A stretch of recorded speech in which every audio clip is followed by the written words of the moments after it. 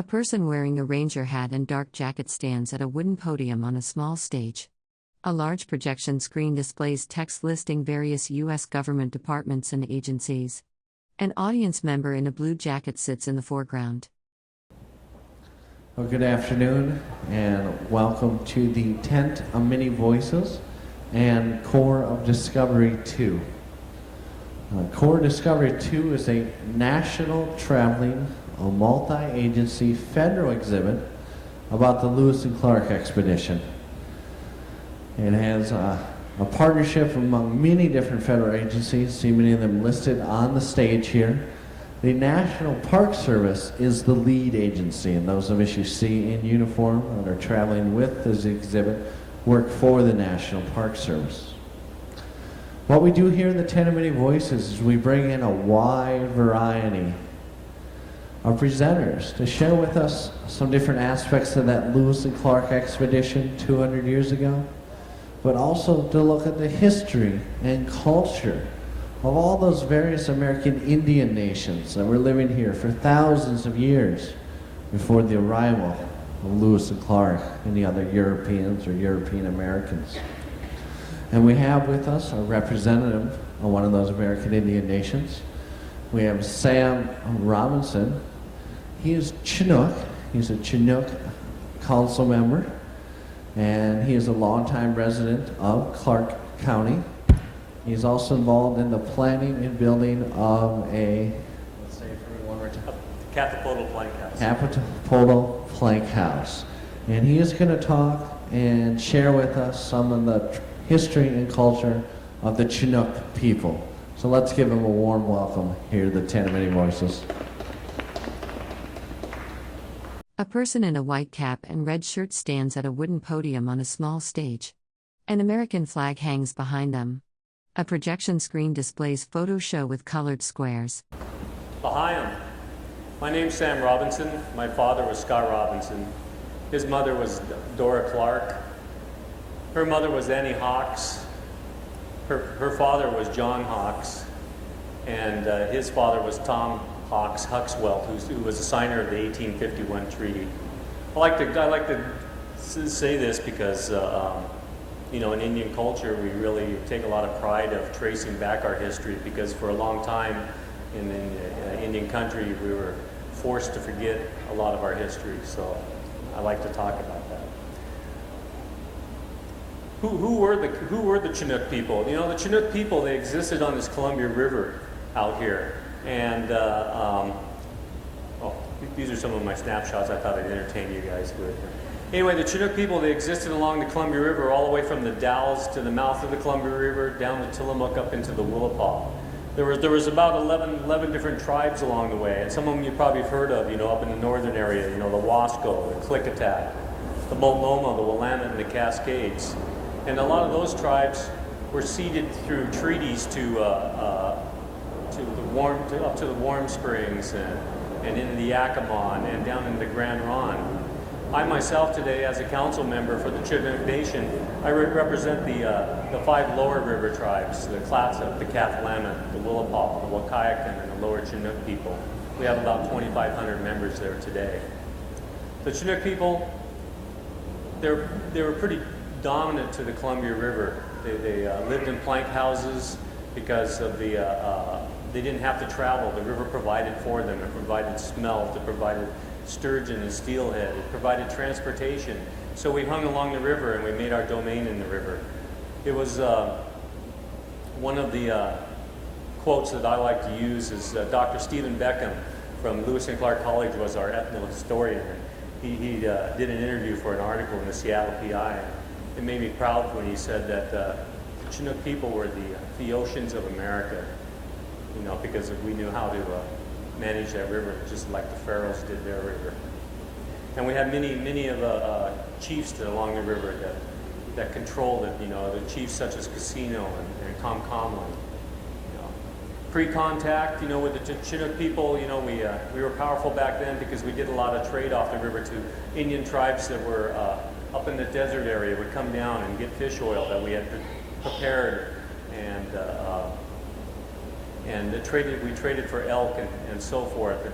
down at Capitol Village down there, it was thought that Dr. Ken Ames from Portland State thought that from their findings that the Chinook people were probably manufacturing armor made out of elk hide. A person with a full beard wearing sunglasses, a cream-colored cap with pride printed on it, and a red and black jacket stands at a wooden podium holding a laptop. An American flag is visible behind them. And there was trading that as far as Northern California. So there was a vast trade going on with the Chinook people. And then Captain Gray came into the river, and then a whole new world of trade opened up for us. And all of a sudden we're getting things like iron and copper and beads and things that people definitely would want outside of our area. So we were controlling all that commerce in and out of the river. And the Chinook Nation, or the Chinookan people along the river, became so popular that other tribes outside the area would actually want to marry their daughters into the tribe for the endowments, because there was large endowments that were arranged amongst the Chinook people. So they would actually flatten their daughters' heads, flatten them back so that they would look Chinookan, and to make them more appealing to the chiefs, so they could trade their daughters into the tribe, so they could have that connection with all the power that was going up and down the river. And then, of course, by the time Lewis and Clark came in, we've already been doing a lot of trading, So when Lewis and Clark came in, and they said, we looked at these guys, and they didn't look any different than anybody else. The other people were coming up the river. The only thing difference is these people were going down the river. Then actually, they looked a little pathetic, and they didn't really have anything we wanted. They came down, and they were pretty down on their last maybe 10% of trade items and so forth, and it was just. They didn't have anything we wanted, so we just kind of let them go on by, By the time they went to by Richfield, at Capitol Village there, the village had 14 plank houses, but maybe about 800 people living there, and we were wearing bib overalls and British jackets, and we had firearms, so we were pretty seasoned to the trade.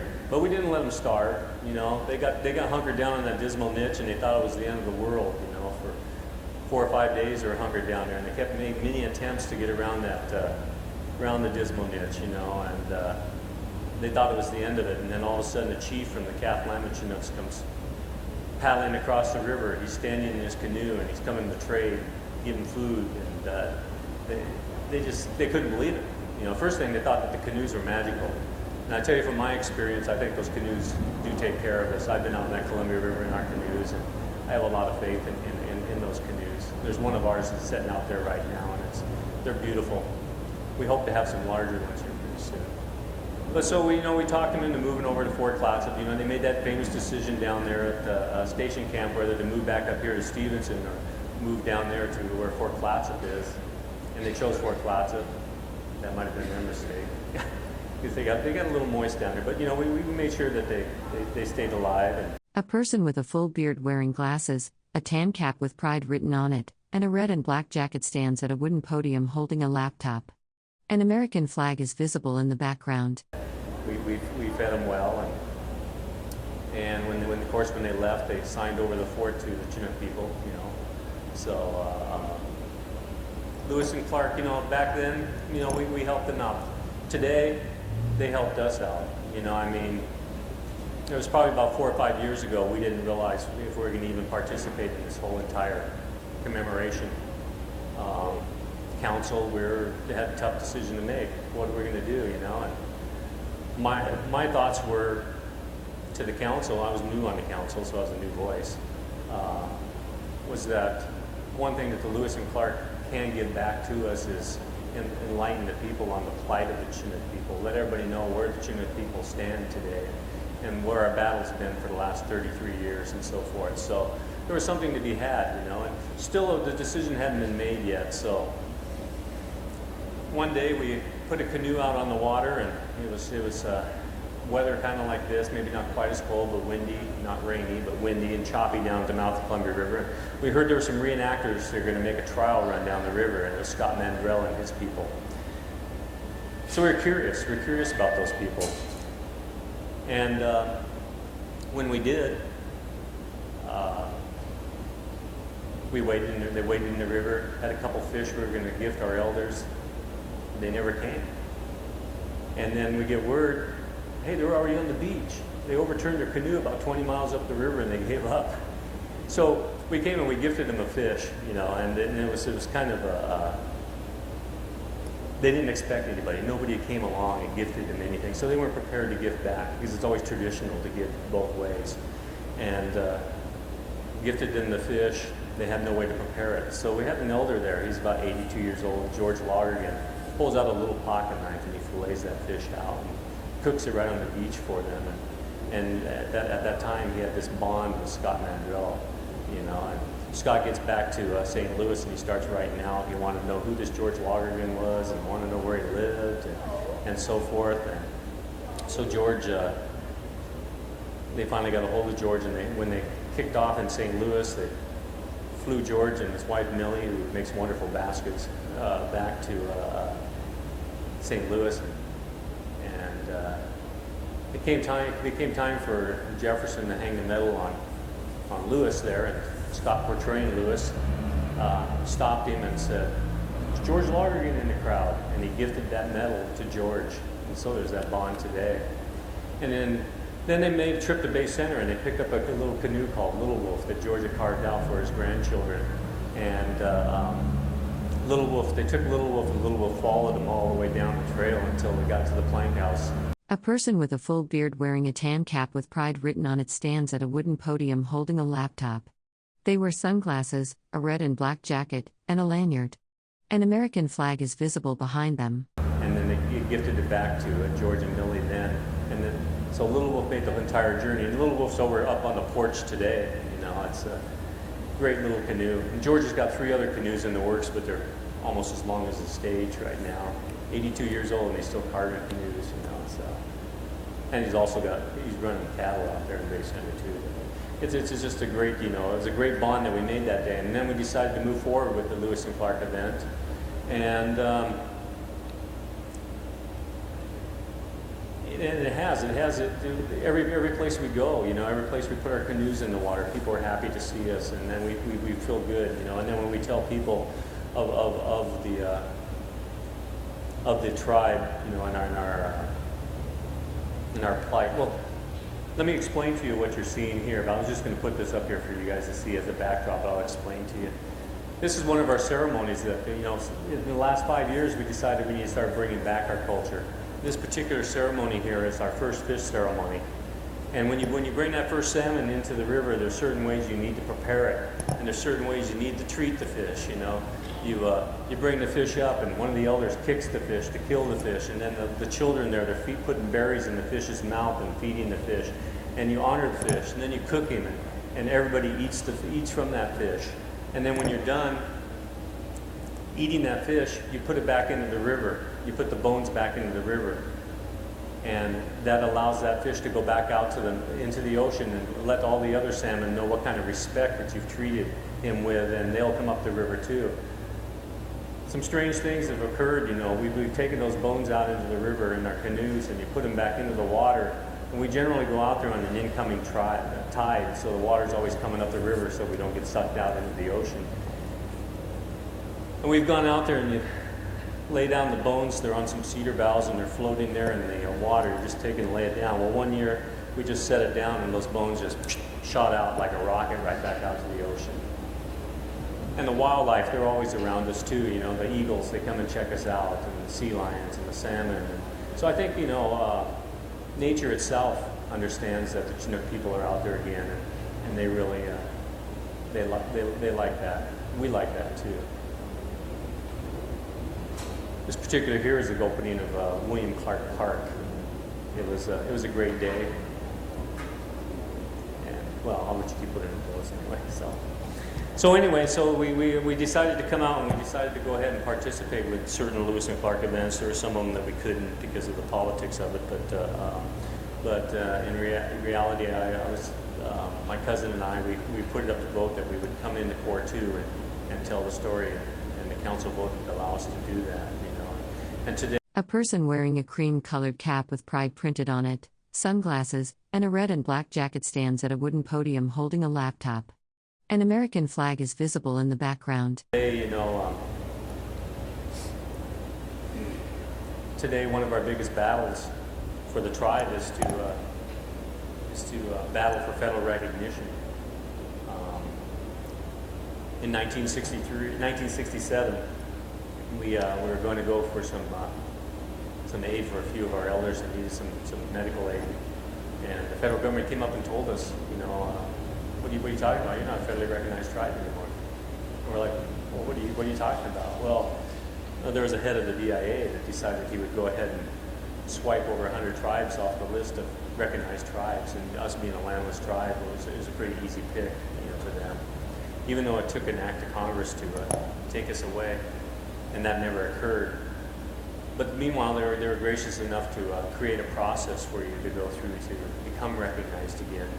And so we went through that process for 26 years, and only to be turned down. And then right at the end of the Bush administration, Kevin Grover saw it in himself to take a look at those recommendations that were being placed upon his desk, because he didn't believe that the research was done properly, and he had actually hired an attorney to go through all the paperwork.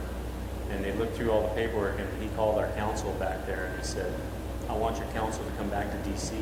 I want you to be back here in 24 hours, and I want you not to tell anybody that you're coming. So it was a great day, They went back there and had a big ceremony, and people came in down from the House and the Senate and everything to witness the signing of the Chinook recognition. And then we, my granddaughter, and then we went to a 90-day appeal process.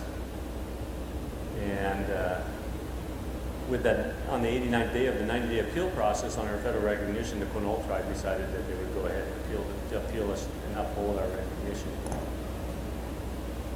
And so we appealed it. We won the appeal. And then the Quinaults stated 9 questions to Gail Norton on whether the process was even a good process to begin with, and upheld it again for another 1.5 years. Well, Gary Johnson, our chairman, happened to be back in Washington, D.C. about 3 days before Neil McCaleb's decision to whether to carry on with the recognition or not. And he was there to kick off the Lewis and Clark. And there was only three chairmen from 3 tribes back there, so we thought that this was a great sign for us that out of all these tribes that were along the trail, that Gary was back there with George and Laura Bush having lunch, only 3 days before the decision came. At the end, a person with a full gray beard wears a cream-colored cap with pride written on it, sunglasses, and a red and black jacket. They stand at a wooden podium with a laptop, an American flag visible behind them. Week, about 4:30, Gary's getting on the plane to come back, and he gets a call from the BIA. And the BIA told him as they were closing the doors that they turned us down. So today, this lady right here, she raised my uncle down on Goose Point. Goose Point is a small village in Bay Center. It was over the bluff. It was down in some swampland. And the reason there was a village in Goose Point there is because we refused to sign a few of the treaties. Some of our treaties weren't ratified. Therefore, they forced us off the rivers to hide from the military. And when we went down onto the into the Willapa, we had to hide in lands that nobody else wanted. Anyway, but the good story about this one is that Philip, he'll be speaking here in a couple weeks. He was raised by Chicha, his grandmother there, and he didn't even speak English until he was 5 years old and went into kindergarten. But he still remembers, Chicha and living down on Goose Point and how the happy life. It was a good life for him.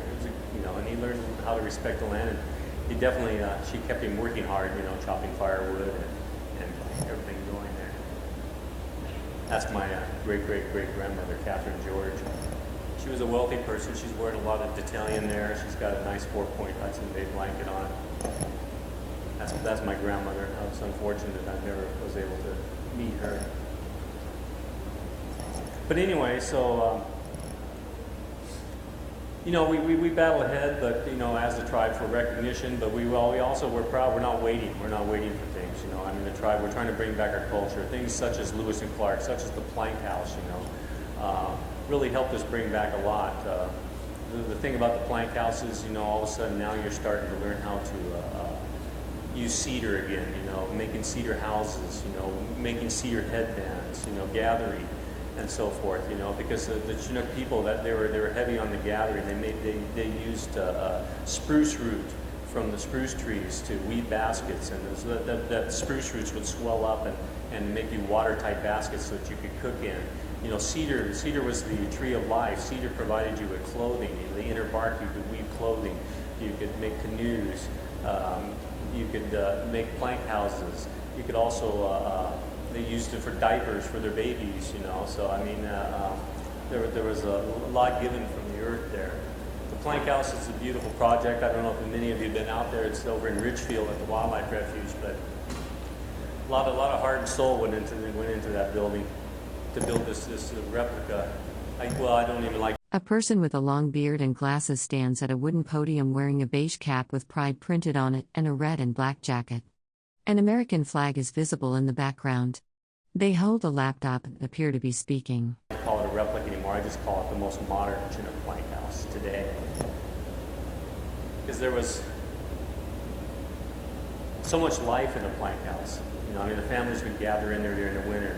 And each house was actually you had a head of a household in there, and there could be 60 to 100 people living in that house, and he was responsible for the health and welfare of all those people in that house. So he would live on the wealthy end of the house, you know, and he took care of everybody from his immediate family right on down to the slaves, you know, that had been taken in from other tribes. And it was warm, it was cozy. There was a lot going on, a lot of storytelling, a lot of baskets being made. Maybe it could be nets that were being made from nettles, or a lot of stones and so forth to be pecked to make fishing weights. But we lived on the river, therefore water was everything. You know, we had no need to move off from the river, and today we still would like to stay on the river. But a lot of our ceremonies, like I said, are first fish ceremonies. We're bringing back naming ceremonies. We've got 3 canoes that we've named just recently. We hope to get more canoes on the water. We're putting together a canoeing society with Grand Ronde, because there's a lot of Chinookan people in the Grand Ronde from this middle river area. And they're right now, they've got a 35-foot canoe in the works, and we hope to build a 36-foot canoe, because we want to have a bigger one. And we just recently paddled at Ilwal. You know, it was our first time to be in the paddle. And we paddled 9 days, a little over 110 miles up through the Sound. And next year, we plan on paddling, our second year, we're going to paddle to Macau. And the shortest route seems to be up the coast, but I don't know if the Quinoso allows us to land on their beach or not. So we'll probably end up going up through the Sound. But it's great, you know, it's great to be able to stop in every one of those villages, and you're accepted onto their shorelines, and they feed you, and there's a lot of drumming and dancing, and it's just a great. And then you pick up the next morning, it might be 4 o'clock in the morning, and you start paddling again, and you're tired by the time you reach the shores, but they take care of you again, and you do this day after day until you reach your final destination, and then they usually have about a 3 or 4 day party going on there.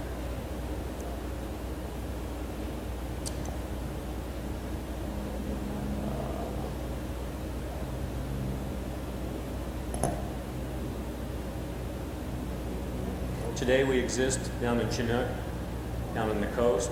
We've existed in I believe it's about a 1926 school building. They've been able to provide us with a space. A person with a long gray beard wearing sunglasses, a beige cap with pride written on it, and a red and black jacket stands at a wooden podium with an American flag behind them, holding a laptop. Down there for the last 33 years. One of the hard things is right now is I know the school district down there wants to get rid of that building. They don't want to turn it over to a large developer. They're hoping that the tribe can somehow come up with some monies to buy it, but we don't have the money. So we're hoping that we can work out some kind of a long-term lease with them. It's not much. We just had a commemoration event down there a couple weeks ago, 4 days. We've had a lot of free salmon dinners, and we did some drumming and ceremonials, and talked about our culture and our past and history. And it was a great time. We had a lot of friendly faces come down. We had a lot of people from up here, a lot of people that I see up here every day came down to visit us. And just for people to come down and say, hey, wow, this is how you exist. You guys deserve a little bit better than this. And we say, well, we're glad to have this right now. We move forward, you know. I've had people come up to me and say, well, Chinook, you're Chinook, you got a casino. I said, no, that's not us. We don't have a casino. In fact, we voted in 1999 not to go into gaming. You know, had we voted to go into gaming, we may be federally recognized today. We didn't want to sell our souls to become federally recognized. We thought there was a better way to do that. But then people are just awed by the fact that the Chinook tribe is not a federally recognized tribe, because most of them say, hey, I read about you in school, you know, and sure, you're still there. You were in the journals, you got to be around, you know, the Lewis and Clark journals, you know. I said, yeah, you know, but we're not. We're working our way back. I said, it may take a federal lawsuit, or it may take a bill from Congress, you know. So I always promote the fact that if you see your congressional people, your senators, to, you know, lobby for that Chinook recognition. And I think with this whole Lewis and Clark scenario, it's really brought a light to that fact, and more people are putting a little more pressure on the politicians. It seems like politicians are a little more apt to talk to us nowadays. So we really appreciate any of that you can do for us. We did a reenactment with Lady Washington out in Baker Bay, and it was a beautiful day. And they flew our flag for us all the way up from Oregon, all the way up into Baker Bay. Any day out on the canoe is a great day, and any day drumming is a great day also.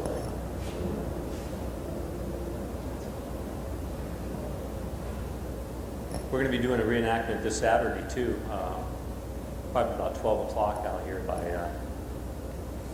Hoosong and Larry's. We're going to do a reenactment with one of the longboats from Lady Washington, to do a trade reenactment, weather providing. Of course, weather probably won't bother us too much. We don't mind the rain.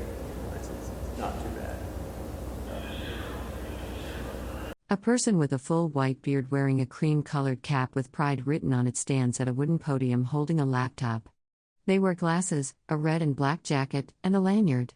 An American flag is visible behind them. That there is at Chinook Point down there by Fort Columbia. There's a cove down in there where the Chinook people used to set down inside the cove and wait to watch the ships come up into the mouth of the Columbia River so they could go out and trade. Trade, you know, I mean, we could refer to the trade and how we controlled the trade. Once the first ship came through and we realized that they wanted those furs, we started stuffing those plank houses full with furs, you know, and we started trading with the other tribes and really bringing them in there. And in the plank houses, there would be trenches or storage facilities dug underneath the bunks or into the floor. So when Lewis and Clark stepped into the plank houses for the first time down there at Capitola, they didn't see a whole lot going on as far as storage, but there was a lot of stuff stored under the floor that they didn't see. And so we would fill those plank houses full and then trade out and build that empire. One of the sad stories is that in about the 1850s,